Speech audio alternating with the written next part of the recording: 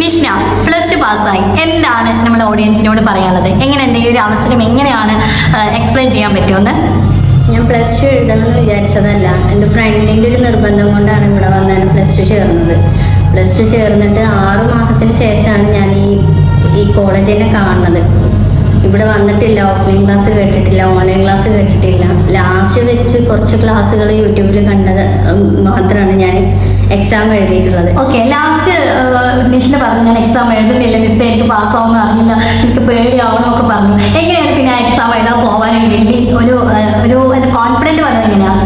ഫർമിത miss പറഞ്ഞിട്ടാണ്, ഞാൻ അത്രയും നിർബന്ധിച്ചതുകൊണ്ടാണ് എക്സാം എഴുതാൻ പോയത്. എക്സാം എഴുതി 2 എക്സാം എഴുതി കഴിഞ്ഞേക്ക് ഞാൻ പിന്നെ പ്രഗ്നൻ്റ് ആണെന്നുള്ളത് അറിഞ്ഞു. അതിൽ ഛർദിയും തലമിന്നലും അങ്ങനെയൊക്കെ ആയിട്ട് ഒരുപാട് ബുദ്ധിമുട്ടിയിട്ടാണ് ഞാൻ എക്സാം എഴുതിയത്. 5 എക്സാം എഴുതി 6ാമത്തത് ഞാൻ എഴുതുന്നില്ല എന്ന് പറഞ്ഞിട്ട് ഇവരെല്ലാവരും നിർബന്ധം കൊണ്ടാണ് ഞാനത് എഴുതിയത്.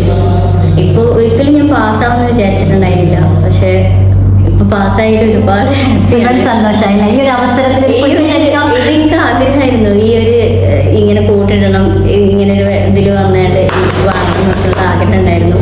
അത് സാധിച്ചതിൽ വളരെയധികം സന്തോഷം.